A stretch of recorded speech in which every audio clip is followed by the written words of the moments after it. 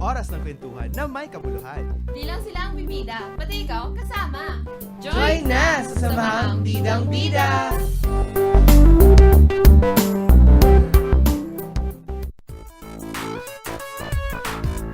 Hey, good morning friends, Romance and Countrymen! It's a Wednesday morning, Yes. Merkulis sa umaga. Anong date ngayon? September. Oh, September, wow. Di wala Okay, urban. turn back Hoy, November the na time. kasi. Oo November nga, 19. November 19. 2014. Grabe, konti na lang. Yes. Konting tulog na Oo lang. nga. Pasko na naman. Sem break natin. Oo, sem break. Hello, magandang umaga. Ito po sa Samahang Bidang Bida. Ako po si Robert. At ako naman si Crystal. At samahan kami sa isang oras ng makabuluhan at masayang usapan with our friends here. Ang Yes. dami-daming tao ngayon. Oo nga. O yung ating Feel newest the addition to the positive. team, Kevin Pangilinan Yes, here. hello. Oo. Greetings. Meron akong na-meet na bagong friends at DZUP today. Si si Ate RJ, nandyan siya sa kabila, bago lang siya dito. Yay! Hello. Kakaakyat niya lang dito. Oo. Morning. Ay, wag ko daw siya tatawagin Ate Mami kasi hindi niya ako kakausapin forever. Ganyan. Wow. So, hi there. Hello po. Alright. Nakakagutom yung mga gantong panahon. Pag Yes. gantong oras natin, di pa ako nag-aalmusal. Ay, ba't Ganyan. di ka pa nag-almusal? Kasi wala akong kasama mag-almusal. Oh. Ang arte. Ate Ang arte, nakakainis. Sobrang hindi Oo. independent. Oo nga. Pero 'di ba pag dito naman sa UP, pag nagugutom ka, marami ka naman mga pupuntahang kainan, may ganyan kasi daming may mga stalls. may mga kiosks, may mga canteen everywhere and May, there. may nagbebenta pa Oo. sa kalye, di ba? Lalo na sa bandang pag nasa AS ka, doon ang pinamaraming Yeah. estudyante, 'di ba? Bagsahan ng mga GE yan eh. So, ang dami Tapos mga pag estudyante. mga ganitong oras pa hanggang 12, di ba? Oo, doon. Hindi ka Punong-puno. makaupo. Oo. May isang kainan nga doon na kilalang kilala ng lahat. Yes, Yung, our beloved. Ay, may beloved talaga. Yung kasaa. Yeah. Sa lahat po ng ng mga halos na mga taga UP ay alam naman yung kasaa. It's Yeah. a very It's a must well-known go-to. canteen sa may banda pong Palma Hall dito sa amin. Gilid lang ng AS. Yeah. And ang problema po dito ay malapit na silang isara Yeah. kasi I've heard of it. so let's see kung bakit nangyari yung ganun. So ayon sa ulat, the College of Arts and Sciences Alumni Association, yung pala ibig sabihin ng Oo. kasaa. Di ba mahaba? Has unanimously voted to pull out their management of the food Yes. center due to rising cost of rent as per Business Concessions Office order. Yes. At sabi hanggang September 15 na lang silang ngayong taon. Wow. Kasi next month A hanggang day after my birthday. Ay, Di 14 ba? ka? Inantay pa nila. Oo nga eh. So yun. So, doon ako magse-celebrate sa para kasaan. bago silang alis doon. Diba? Oo. So yun po. Pero, Yeah, they will only be operational until the 15th of December. And currently, ang charge kasi sa kasaa ay 106,000 for the whole space. Ngayon, Wow. after the proposed price increase, the rent might increase by up to 50 to 200%. So kung halimbawang ang laki. dodoble siya talaga Oo ng nga. ng presyo. Siyempre, kung ikaw ay negosyante Yes, at it's- dumoble yung renta mo, hindi naman Oo. strategic na magstay ka pa doon, 'di ba? Maghanap You'd ka look ng ibang for lugar. better, cheaper places Oo. na magbenta. At mas kung saan ka mas maraming kikitain, ganyan. Mm. So, ang implication po ng pagtigil ng kasaa operations ay syempre pagkawala ng trabaho ng mga servers and tenants, 'di ba, na And- nagtrabaho. Oo. Yung mga kasaa ninjas, Yeah, my beloved oh, ninjas. the kasaa ninjas po are yung mga crew doon na Yeah. nagliligpit po ng mga plato, ganyan. Oo. Pagkatapos mong kumain, sobrang efficient Oo. nila. Kumindat ay mag-blink ka lang po, wala na yung plato mo sa harap mo. Ganun po Oo. kabilis. Hindi, syempre kasi 'di ba, kailangan nilang Oo. hugasan agad para Tsaka magamit maraming mo, tao. diba? So, pagkatapos mong kumain, Lalo na pag lunchtime, space. you try to eat there during peak hours, like yes. lunchtime, kunwari. Ayun, tapos na yung food mo, tingin ka sa kanan, tingin ka sa kaliwa, wala na yung pagkain mo. Ganun po sila kabilis Oo. magligpit. Oo. At bukod pa dyan, mawawalan din na ng kainan ng mga estudyante, of course. And, Yes, kasi yun yung pinaka-accessible na place.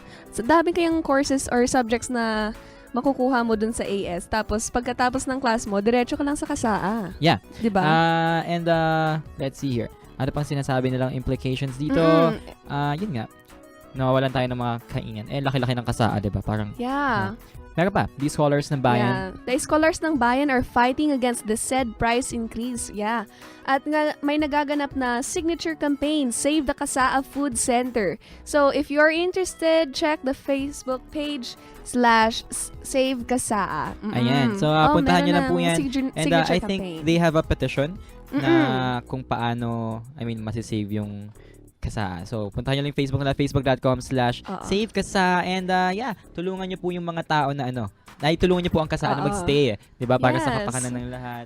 At, Madaming workers doon na mm. pwedeng matulungan natin. Yeah. And sana matagal pa sila. Tsaka for our benefits na Oo, din. diba? Mura yung food May dun suki eh. ako Murang doon, food. 2 stalls. Ako din, meron din ako doon. At yun, mura kasi student-friendly yung Oo, cost super nung student nila, friendly. nung mga Tapos food nila. marami na. Kaya sana next year, this coming January, sana nandun pa sila. Oo, Diba? And, sana may mapag-usapan, ma-negotiate na. Kasi, imagine mo, kung wala Yeah. nang kasaa doon, yung mga estudyante merong klase sa Palma Hall, sa Mm-mm. AS, saan sila kakain after? I mean, merong mga Oo. kiosk doon, pero hindi kasi sila nagbebenta ng talagang yung legit heavy meals. meals. So, puro pansit Oo, canton, kasi fishbowl, mga fishbowl lang lang. sila, street food Oo, for mga ganyan. pantawid Pantawid. gutom.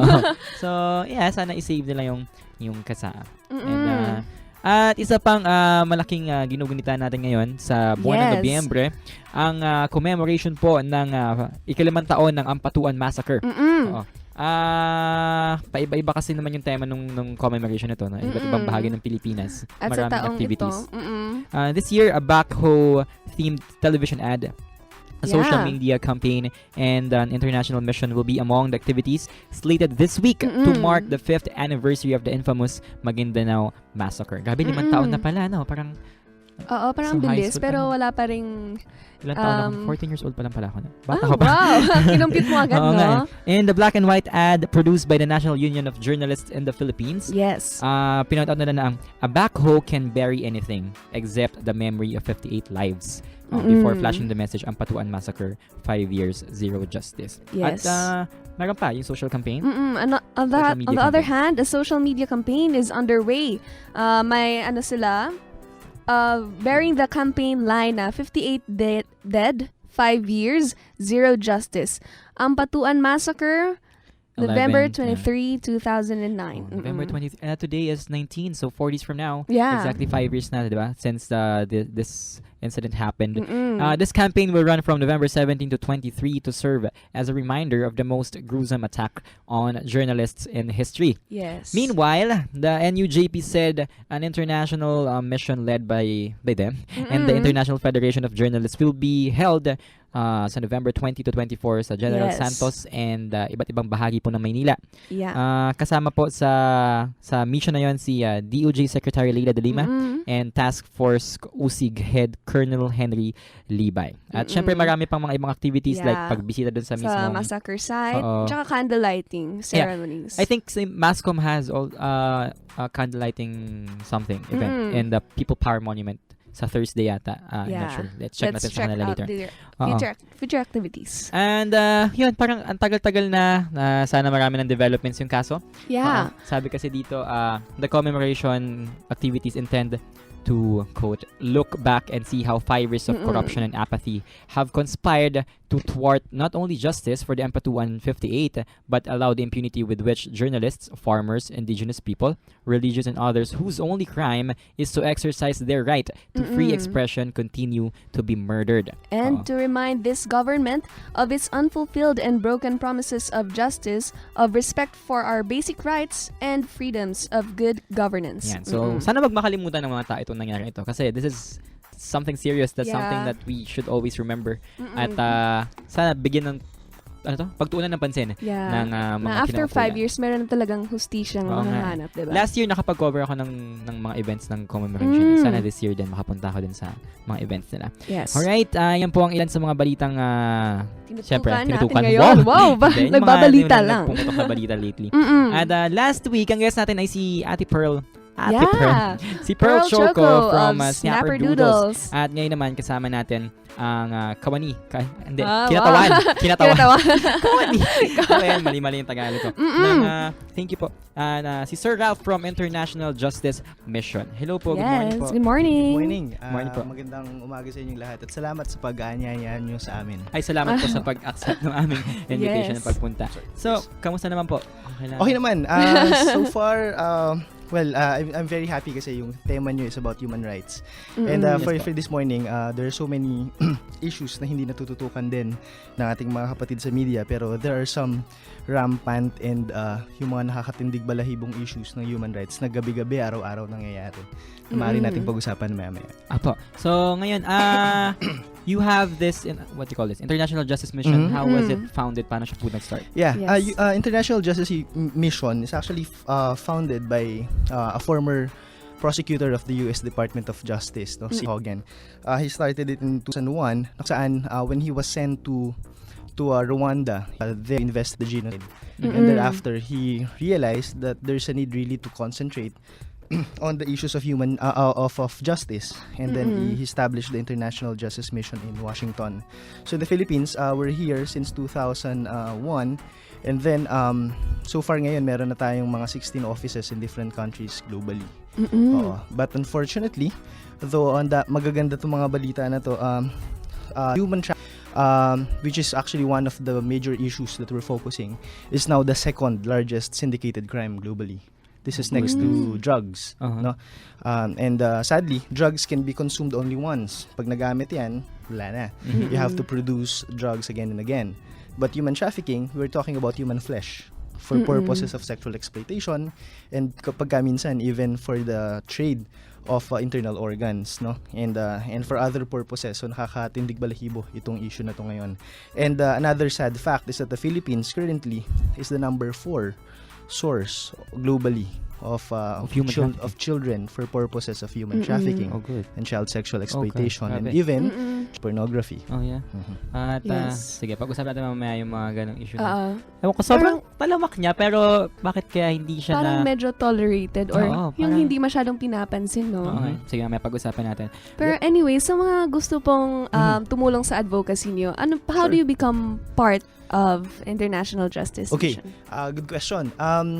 Sa ngayon kasi we're into our adjustment phase, no, in a sense, kasi for the longest time the International Justice Mission has been very subtle, very discreet in our operations because of security reasons, no.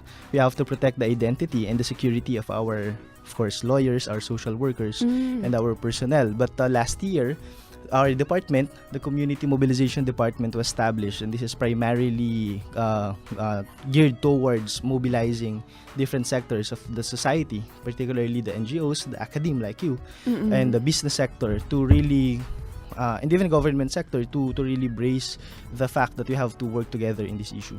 Ayan. So, paumpisa pa lang yan, Oo. Medyo dami na tayong mapag-uusapan mamaya. It's so exciting. But Yes. before that, mag-take muna tayo ng this short break. But before that, don't forget to answer Paul's alarm. Aming pong tanong, Sino ang paborito mong superhero at bakit? kanina ka pa iniisip. Sino Yeah. kaya? Send your answers to facebook.com/samahangbidang-bida, twitter.com/sbb_DZUP1602. Or you can contact us at 0927-220-8332. Hanggang magbabalik pong Samahang Bidang-Bida dito lang sa DZUP 1602. Kasali ka.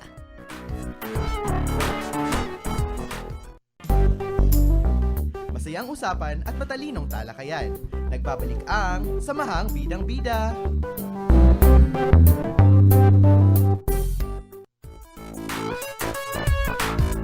Welcome back to Samahang Bidang-Bida. Ako po si Robert. and I'm Crystal. And yeah, we're still live with Sir Ralph from the International Justice Mission. Oh yeah. At kanina, napag-usapan natin kung kailan na-found yung kanilang Yeah. organization. Ngayon, tanong natin yung mga major activities na ginagawa nila. Yeah. Thank you, Robert. No, so kami sa International Justice Mission, currently we have, as I've said, the Community Mobilization Department. We're into organizing different activities, especially in the academe, no, to shed light on the issues of trafficking. So we conduct para mga Justice Forum series. We conduct some academic discussions para din makarelate, especially the students, na ba yung pwede nilang gawin. As simple as making use of social media, no, to spread the cause, the advocacy, and also siguro to gather case referrals na rin, no.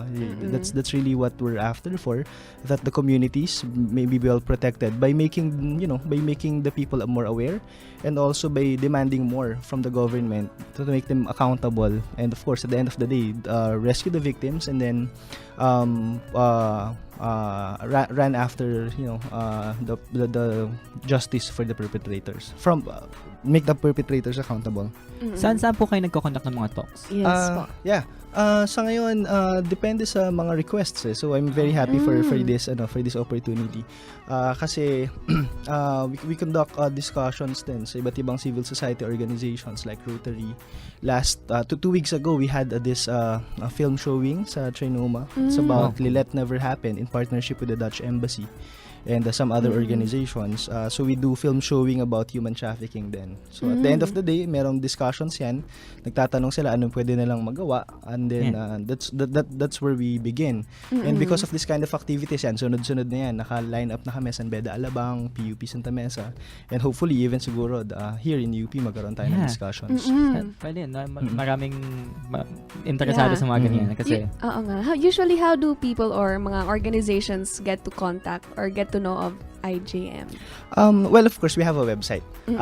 Pero yun, centralized kasi ito. So, wala kaming sarili in the Philippines kasi for so many reasons. So, centralized ang ating communications, at least on the social media. But for those people who would like to know more about us, basically, kami sa team namin, sa community mobilization, kami yung frontliners in a sense. No? We deal with talking and touching base with different organizations in the CSO sector. Cool. Aside from volunteering, ano pa po yung ibang pwedeng gawin ng namin or Oo. ng public para makatulong? Okay. Yes. One of the things siguro na maganda siguro through your platform, magandang pwedeng gawin is really to have regular discussions about this. Kasi minsan, di ba, pag nagkakaroon ng mga raid and rescue operations, nagugulat tayo, bakit yung hinaharap sa media yung mga mukha ng babae?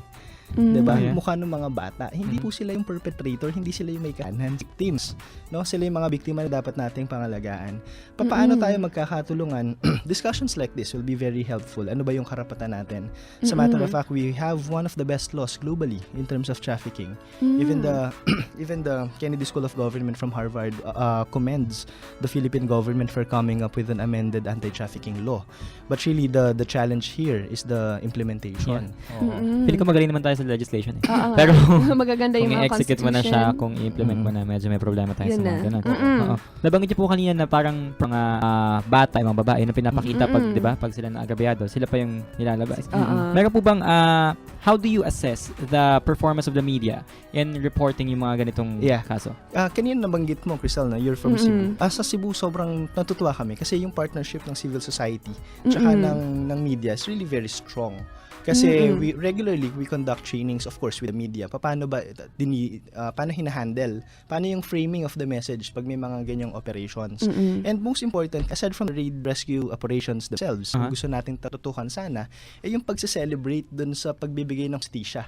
Ibig sabihin, pag nagkakaroon ng mga decisions na yung korte, and most of the time, hindi na sila inaapela. Just imagine the possibility of organizing various sectors of our communities. For example, in issues like, pag merong isang bar na napasara, for the primary reason na yung bar na yun nag-employ ng minor de edad, as young as 12, 14, for purposes of sexual exploitation. No? Yung mga perpetrators ay nahahatulan ng life imprisonment. So we have recently, we have cases na umandar yung kaso from the time the case was elevated to the court. 11 months lang, may judgment na. Hindi na siya inaapela sa higher court. So what does it send us? The message really is, justice still works. Diba? If you make your justice system, the people there accountable, if you enhance your police for the trainings that they need, the social workers for the resources that they need, through people in a sense empowerment, no? Ang dami nating pwedeng gawin. Anong model yung sinasabi ko? For example, meron kaming, syempre ang challenge dyan, pag nirescue mo yung minor, saan mo siya dadalhin? Syempre sa shelters. DSWD. DSWD. But admittedly, ang DSWD kulang din sa resources. Yeah, na-interview ko sila dati about that. Pag nagdi-discuss kami with the church organizations, we're not just talking about the Catholic Church here. We're talking about Christian Church at ang dami-dami yan. Methodist, CCF Victory, Iglesia. GCF, no? Ang dami nilang mga resources. For example, yung mga rooms na hindi ginagamit. So what we're trying to do here, pwede nyo ba kami bigyan ng rooms? Kasi yung ibang NGOs, willing silang sustentuhan in a sense ng kanilang monthly needs habang nag-aaral, habang tumatakbo yung kaso. no? So yung church ngayon, part na sila ng advocacy. Mm-mm. So you have, for example, students in the for example, taking social work, no? Sa UP meron naman yan. Meron. So, pwede na ngayon silang pumasok for counseling, no? Kasi very traumatic yan, Crystal.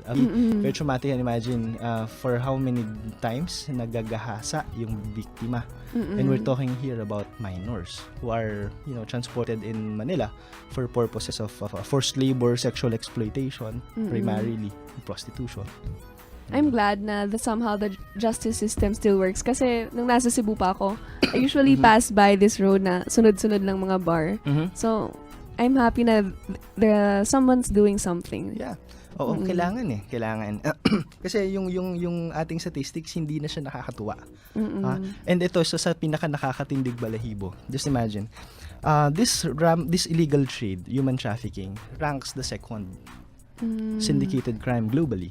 Dati drugs, then arms smuggling. No? Ngayon hindi. Drugs, then human trafficking, then arms smuggling. And we're talking here about $32 billion industry.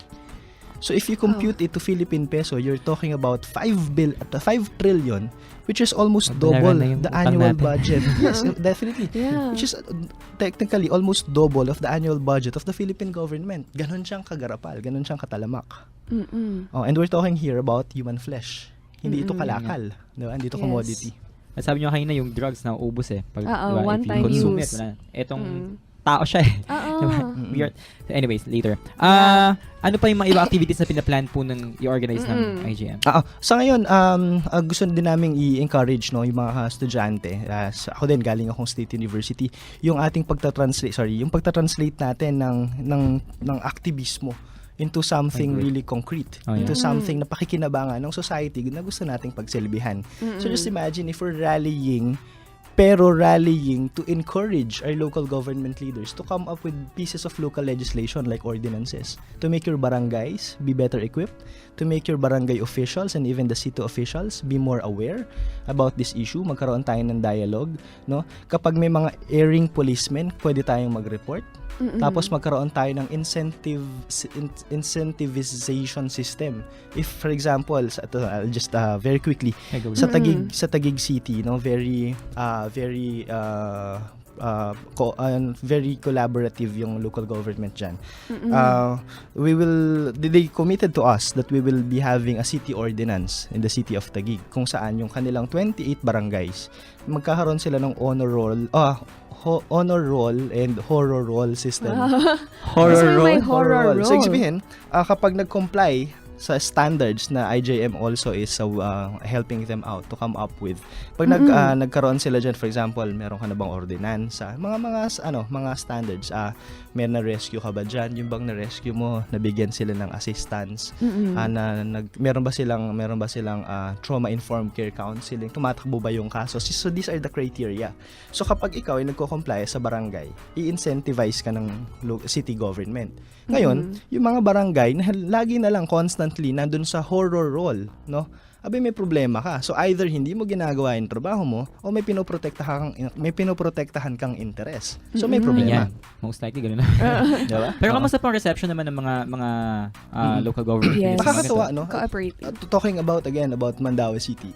In Mandaue, you have 27 barangays. Yeah. Pero for just a 2-day training that we help out in conducting, 20 of those 27 barangays now have their local ordinance against trafficking. In Manila, iisang barangay pa lang ang meron, and we're talking about thousands of barangay. Barangay Western Bikutan pa lang sa Taguig City. The rest, even the city governments, wala silang city ordinance. So how can you expect that the local government will be equipped, will be harnessed in responding to the needs of the victims, no? Our victims of trafficking, child sexual exploitation like molestation, incest, rape. How can they be helped if the government instrumentalities itself ay hindi prepared, especially walang ordinansa? So we're encouraging even of course the students, UP students, mga scholar ng bayan, mag-rally tayo towards doing something concrete, doing something that will help our communities be well protected. Yeah, at least meron tayong idea kung anong dapat talagang gawin. Yeah. Para, diba? And grabe na, ang dami-daming barangay dito, pero Isa Isa pa pa lang lang. yung ano, no? Oo. Sana in the near future, or sana Oo. magkusa na yung mga local government Oo, units to na act mag-initiate on it. na to act on it. Diba? Mhm. It's a big Ah, problem naman din. dapat. Second, di ba? Oo. Mm-mm. And yes, pagbabalik natin, let's talk about the issues in the justice system and yung Yes. mga iba pang mga issues na dapat tutukan like human trafficking and others. Mm-mm. But before that, wag po kalimutan sagutan ng pulse alarm aming pong tanong. Sino ang paborito mong superhero at bakit? Send your answers to facebook.com/samahangbidang-bida or twitter.com/sbb_DZP1602. Or you can contact us at 0927-220-8332. Babalik po ang Samahang Bidang-Bida dito lang sa DZP 1602. Kasali ka. Masayang usapan at matalinong talakayan. Nagbabalik ang Samahang Bidang Bida.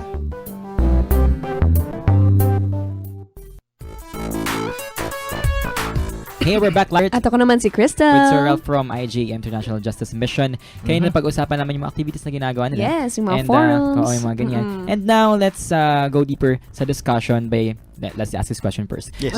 Eto. Sabi, yung poor ba, yung mga mahihirap ba, ay are the most vulnerable pagdating sa forms ng violence? Yes, definitely, no? Kasi for example, yung mga ating calamity-stricken areas, alam naman natin wala na silang makain, no? Sa Zamboanga, meron tayong info na for about 50 pesos in exchange of sex, merong nagbebenta ng ganun. Very vulnerable sila, and one thing that we have to understand is that sex trafficking is primarily caused by endemic poverty.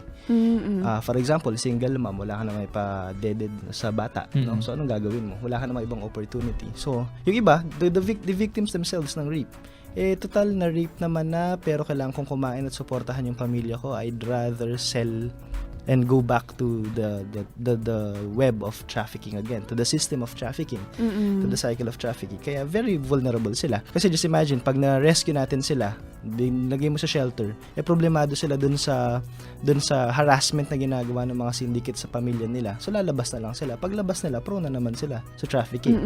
Oo. Kayo na pa, may nakwento kayo yung sa, yung sa Cebu area ba? Yung sa mga slum areas. Yes. So, ngayon, kaya meron tayong pinag-aaralan ngayon, no, yung sa cyberpornography. Ayan. Kasi the Philippines now is we rank number 4 in the globe, no? So, kung mababalitaan, natatandaan nyo yung ginawang project ng Terra de Home sa Netherlands. The project was called Sweetie, kung saan they came up with a computer program portraying to be a 10-year-old Filipina. No? Yes. So, tapos they were able to capture information from about 10,000 pedophiles. So, just imagine, pag sinabing Pilipino pala na ganun kabata at nag-online ka, talagang dinudumog siya. Dinudumog siya ng mga pedophiles. And we're talking about hundreds of thousands on a certain period. No? So, nakakalungkot tayo yung source. And minsan, tayo yung nagiging, tayo yung nagiging destination naman ng mga perpetrators. Dami natin nakikitang foreigner. Magtataka, ba't itong mga foreigners na to, ang daming batang kasama? Friendly. Ganun eh. Actually, the public can ask. Kapag yung foreigner walang dokumentong hawak, nagpapatunay na binigbigyan ng authority na magulang na sumama sa kanya sa this oras ng gabi, we as citizens, we can question that sa malls, sa mga Pwede pala yun. Sa labas airport? ng bar. Ang dami. diba? Exactly, sa labas ng bar. Ayun, mas sketchy yun. Oo. Diba? So yun. Minsan yung mga bata pa yung lumalapit. Yun yung malungkot. Well, yan yung isa pa sa dapat nating gawin, no? Na tayo, na nakikita na natin siya, ano ba pwede natin gawin? Kasi ang tanong yun kasi din doon, bakit yung di lang natin tanong. alam yung pwede nating gampanan? So yun, directly to answer the question, sex trafficking is caused by endemic poverty. Unemployment rate, sobrang taas. Cultural propensity toward migration. Yung kagustuhan ba ng mga kababayan natin sa probinsya na pag nag-Maynila ako, punta akong langit? Diba? Ang dami nating oportunidad dito. Tapos, and nakakagulat, sex tourism. Daming foreigners sasabihin, may tourist package going to places A and B in the Philippines. But the fact is, kasama yung sex doon. I mean, to abuse. Mapangit na term yung willing victims. Actually, wala namang willing victims. Pero, well, they submit themselves to this kind of acts, prostitution, kasi kailangan. So, pag nakakita ka ng foreigner, mapapaisip ka, talaga bang gusto nilang puntahan yung aming mga tourist destinations or something else? So, yun yung mga dapat nating itanong din. At ano yung pwede natin gawin about this? Pero ano po yung mga steps natin para dito? Like, kasi kung kung paano nga. kung in-identify natin as main cause ng mga ganito ay yung endemic poverty, no? Yes. At kung babalikan, paulit-ulit lang yan, it will be just Yes. a cycle. So, Yeah. ano pong pwede natin gawin? Robert, napakaganda ng tanong. Kasi kami din, Joke lang. kami din, pinag-aaralan namin. We have this project, it's called the Justice System Transformation. Oh, yeah. So it's composed of the law enforcement, mga police. The second pipe na konektado sa law enforcement, yung ating prosecutors, the judicial system. Kasama mo ngayon dyan yung mga judges. No? Tapos, of course, kasama din dyan yung mga social workers, mga DSWD. Bakit namin to gustong pag-aralan? Kasi it's a broken pipeline of the justice system. So, kami, tinututukan namin ngayon, una, yung sa law enforcement, diba? Paano mo i-expect na gaya ng sinasabi natin kanina about ang patuans, no? Na maipakulong sila, magkaroon ng hustisya at managot yung dapat managot. Yung evidence gathering natin ng law enforcer sablay. Halimbawa, nagkaroon niya ng butas, nilinis yung crime scene, o di kaya nagkaroon ng raid and rescue operations, may mga bagay na dapat ginawa pero hindi ginawa. So, bottom line is, kung butas yung evidence gathering natin sa law enforcement system at yung paggawa nila ng report, yung affidavit gathering sa mga biktima, even sa perpetrators, hindi ganong katibay. Kasi hindi naman sila ganon na harness, hindi sila ganon na train. They can only do so much kung yung ganyan lang yung training nila. What kind of cases do we expect na hahatulan o pagdedesisyonan ng korte? Second, tama yung sinasabi mo, kung hindi maayos yung sistema, babalik sila. Tama yon. Kaya ang isa sa focus din namin ngayon, yung tinatawag nating aftercare element or yung social services. Kung yung victims, bigyan mo man niya ng shelter o kaya pag-aralin mo man siya. Kung nagwo-worry siya, kung walang kakainin yung kanyang mga magulang at makababata pang kapatid sa probinsya, babalik na naman yan. So, anong gusto natin gawin doon? I-harness natin siya. Kailangan ba niya ng pag-aaral? Kailangan ba niya ng livelihood? Doon dyan ngayon papasok yung iba't ibang sectors ng society. So, kami sa International Justice Mission, one of our pilot programs now is what we call the Reintegration Support Network. So, meron na tayong dalawa ngayon sa Caloocan City tsaka sa Taguig. Anong ginagawa nun? Nung reintegration support. Pag nandun na yung victim, halimbawa, tumatakbo yung kaso. So, we assist, of course, in the handling of the prosecution sa cases. So, kailangan nila ng aftercare, ng social services. So, dun ngayon papasok yung ibang NGOs. Ano bang kailangan yan? Livelihood? Education? Kailangan ba niyan ay iba pang mga bagay na pwede niyang itulong sa kanyang pamilya? No? Kailangan ba nito medical assistance para yung ating mga doktor pwedeng pumasok? So, basically, it's a hub. It's a hub of different sectors to help out the most vulnerable, the most oppressed, and the poorest of the poor who become victims of this modern day slavery we call trafficking and then the child sexual exploitation. So yun. So sana kung yung 17 local governments natin, i-demand natin kay mayor, kay vice mayor, kay kapitan, ba't hindi nyo to ginagawa? Ang nakakatakot ditong tanong, papaano kung ang biktima ay kamag-anak natin, kapatid? Nangyayari yon. Trafficking, by the way, to one thing that I really want to stress out, trafficking is not just about sexual exploitation. This is also about death bondage, no, involuntary servitude, at pati pagkuha ng mga internal organs natin. Trafficking pala. Na-idea ko sa trafficking yung yun lang, sex sexual, trafficking. Oo. Ngayon, ang kidnapping, hindi na for purposes of ransom. Ang kidnapping ngayon, for purposes of taking the organs. Kasi yon mas mabenta, mas mahal. So, why go through the risk of being caught? Pag kinuha mo yung ransom, where in fact, pwede mo namang mas pagkakitaan yung lamang loob ng mga tao. Grabe. Nung elementary ako, sa tagal na, diba? Nung elementary ako, ano yan parang yun yung urban legend lang. Yeah. Pag gumala umuwi ka dyan, ng kukunin ka ng white na van, tapos kukunin yung kidney mo. Oo. Nangyayari yan. Tapos may mga Legit kwento pala na siya. mga batang nakikitang wala ng Mata. Ganun. Oo, or di ba Lord. Mm. Anyways, how will you assess, sir, the justice system sa Pilipinas? Is it yes. well distributed sa mga mahihirap at mayaman o may kinikilingan? Okay. Paano niyo po i-assess? To be honest, mahirap banggain yung mga talagang established na crime, na syndicated criminals, no? Pero nakakatawa kasi dati lahat tayo medyo sarado na yung utak natin pagdating sa wala na, mahirap walang hustisya. Pero ngayon, meron kaming cases tumatakbo 8 months nagkakaroon ng judgment Ang bilis. 'Di ba? Meron kaming cases 11 months na natatapos yung case, no? And sige, to be very specific. Nasa Quezon City tayo. Pag pumunta ka ng Pantrangco, meron diyan dating bar. Pangalan niya Metallica Disco. Di ba? Sa Panrangho. Mm-mm. Nagkaroon ng operations yung ating mga NBI operatives. Mm-mm. Sinampa yung kaso. 11 months after, may decision, life imprisonment sa perpetrators. Ngayon, ano na yung Metallica disco? Parking lot.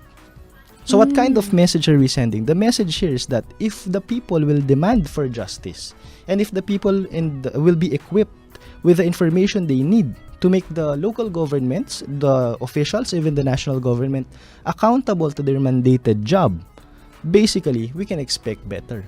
But we cannot, hindi pwedeng sigaw tayo na sigaw, pero hindi naman pala factual yung ating isinisigaw. Mm-mm. Parang may problema doon, may pagkasabaw, may sablay dun sa... Pagkasama. Mm-mm. Before we Yes. take the final bit, how important is the intervention of non-government organizations? Oo. Kasi Yes. Totoo. ang daming mga NGOs na tumutulong sa mga biktima ng human trafficking, Yes. ganyan. Oo. And based nga sa mga news and sa mga articles na nababasa ko, marami talaga, feeling ko mas marami pang from labas ng government na tumutulong sa mga Oo, biktima. no? yung active sa Oo. mga ganitong advocacy. So, gaano ka-importante po yung pagtulong nila para makamit yung hustisya na hinihingi ng mga victims, lalo na ng mga mahihirap kasi sila Oo. feeling Sila ko yung marginalized sa mainly. pagdating Oo. dito. Oo. Yung issue of human trafficking, hindi naman pagising natin sa isang umaga, talamak na siya. Ibig sabihin, yan, kumbaga everyday, mas nagiging tamak siya kasi napapabayaan. The communities, hindi na nakikialam. Nakikita natin, alam natin may problema pero hindi na tayo concerned kasi hindi naman tayo apektado. No? The role of the NGO sector, especially not only NGOs but even the other sectors of the civil society, academe, business, even the students, no? Even the young professionals, for example. Dami natin pwedeng gawin eh. Punta ka sa bar, may nakita kang bata na alam mo naman ang magiging end nun, sexual exploitation. Anong pwede mong gawin? Just imagine this. Kapag halimbawa, make our communities accountable, let's say, yung mga motels area, no? Magkaroon ng ordinansa yan na pag may batang papasok kasama ng foreigner, no? Madali naman yun eh. Oo. Bagay, no? Medyo Simple. halata. Oo. Oo. Pagpasok sa motel, ano gagawin dyan? Maglalaro. Diba? I mean, let's call a spade a spade. Yeah, So, yeah. ang punto ko doon, kung yung ating mga communities nagde-demand ng dapat ng i-demand sa gobyerno, the civil society is more aware, more vigilant. Hindi ito pwedeng maging ganitong katalamak. We're talking about a 5.68 trillion peso industry. Twice the national budget of the Philippine government. Tapos, papetiks-petiks tayo. Hindi pwedeng ganun. Kasi again, ang biktima dito hindi lang babae, by the way. No? Meron tayong isang kaso, pwede man natin tong sabihin. Isang doctor from World Health Organization. Australian doctor. He was convicted he was convicted for being guilty for the charges of exploiting 4 young men.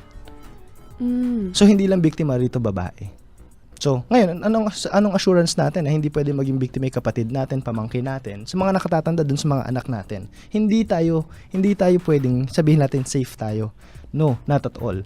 So we have to demand from ourselves, from our community, that we have to do more. Otherwise, let us not complain. Because this is the society that we deserve if we don't do something about it.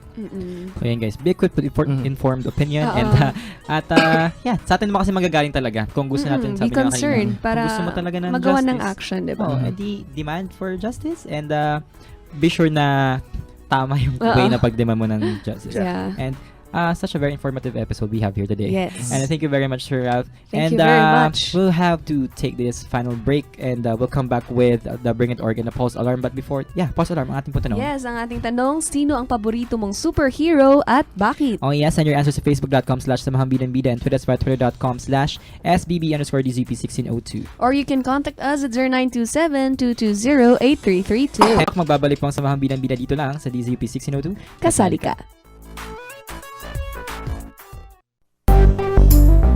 Masayang usapan at matalinong talakayan. Nagbabalik ang Samahang Bidang-Bida.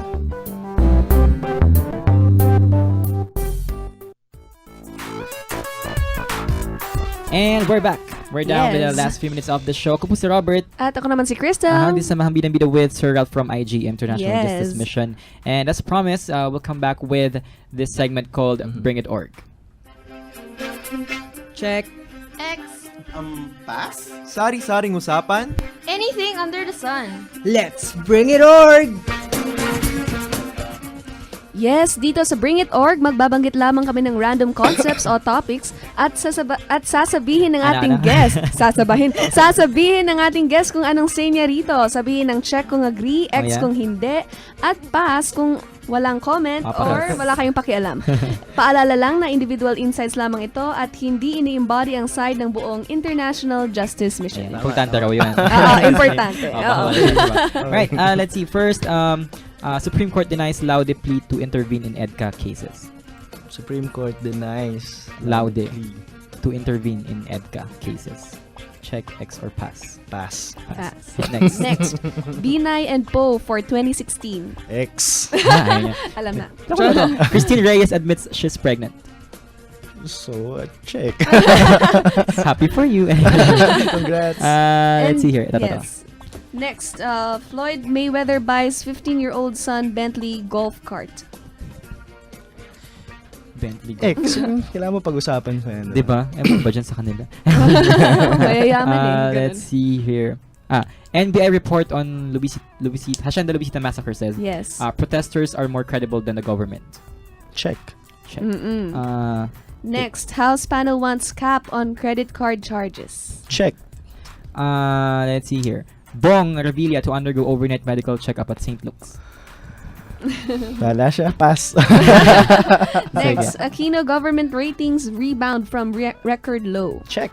Mhm. Miss Universe 2012 first runner-up Janine Tugonon, now a permanent US resident. Grabe no? Alam mo, ito si Janine masyado agad-agad. Oo, agad. Nagulat ako parang, sige. Hindi kita Okay. next. Hindi ako next eh. Hindi ka na-informed. Hindi mo na ako piniem. Oo. Alright, now let's go to our pulse alarm. Iba't ibang opinion sa isang tanong. Ito na ang Pulse Alarm. Yes, ang ating tanong for today, sino ang paborito mong superhero at bakit? Okay na, una tayo. Alright, let's see here. From Dave Gino, sabi niya si Darna. Idol niya daw kasi si Angel Oxin at sobrang nadala daw siya sa role bilang Darna. Ang sexy pa. Gusto mo maging Darna no, Dave? Next naman, sabi ni Steph Hidalgo, Batman. Kasi sa lahat ng superheroes, siya yung pinakamalapit sa reality. Di kaya, wala naman mga Yung ganong super car. billionaire na Oo nga. orphan na. Tapos meron kang best friend. Tapos may butler ka. Hindi totoo mga best friend. Iba pala yung mga hugot natin. Oh, anyways, Joke lang po. mabait si Batman. Oo nga. Kilala ko siya. Close kayo. Text mo din. Oo. Si Gab Gutierrez says, same din, Batman kasi daw, he's the hero that we deserve but not the one we need right now. Para saan siya? Next naman, si sabi Bea. naman ni Bea de Vesa, ang hirap pero siguro si Spider-Man kasi we see that even an extraordinary man experiences life like any other man would. Ordinary person, problems like falling in love, death of a loved one, etc. Nako, problema pala yung falling in love. Dapat, pag Wow. napo-fall, hindi yung problema. It's a blessing. Dami mong Ang hugot. dami kong sinasabi, di ba? Oo. Asa na tayo tuloy? Ayan na. Yan. Sabi ni Alfred Pelenio, si Iron Man daw kasi wala siyang supernatural powers, just technology, wit, and awesomeness. Plus si RDJ kasi yung actor. Parang Bias. actually, si Iron Man yung mas malapit sa reality. Kasi, actually hindi rin. Hindi rin eh. Wala talagang reality, guys. Sabi naman ni Mel Francis Eden, Iron Man. Kasi theoretically possible superhero siya. May Kayong theoretically. dalawa ni Mel, Iron Man. Oo, Next, kasundo kayo. Leila Miram, si Flash kasi daw, dun sa bagong series kasi daw ang pogi niya. Wow, very logical, very typical. Tatakyupi to, Leila. Christian Yes. Vincent Andrada says, si Iceman daw from X-Men kasi sobrang cool. Pun intended. Ng power niya. Kakainis. I used to imitate him nung bata ako. Iba din. Oo. Si Kayo po, Iceman. sir, Mm. sinong favorite yung superhero? Si Iron Man. Iron Man din. Tatlo na Iron Man dito. Ganun din yung sa papa ko eh. Ikaw? Cool. Papa mo talaga yung comparison. Yung papa, naalala ko yung papa ko. Wow! Grabe, mahabang papa na si Kuya, si Hindi Sir naman. estudyante lang din eh. Estudyante ko Ako, si Spider-Man din. Si Kaya Spider-Man tulad din. ka, Bea. Ako, nanay ko. Wow! Nakakainis. Sige, hindi, sama tayo sa bandwagon. Siguro si Spider-Man din. Kasi wala, ang cool kaya ni Spider-Man. Tsaka, wala lang, an ordinary teenager. Tsaka he's very human. He's got an Uncle Ben. Dami ko sinasabi. Magpaalam na nga tayo. Again, thank you very much po, Yes, Sir no Ralph, problem. and sa iyong Yes, International thank you so Justice Mission. much. Thank you very much Thank you, for being Sir here. Robert. Yeah. Mm-mm. And, yeah, Magsama-sama ulit tayo next Wednesday 10 to 11. Susunod na po ang Talatugtugan kasama si Jeds. Yes. At maraming salamat po sa lahat ng tumutok ngayong araw. It's been Samahang Bidang-Bida. I'm Robert. And I'm Crystal. Manatiling nakatutok sa DZP 1602. Kasali ka. Usapang mahalaga at kwentuhang masaya. Napakinggan ninyo sa Samahang Bidang-Bida. Kita Kids Buddies!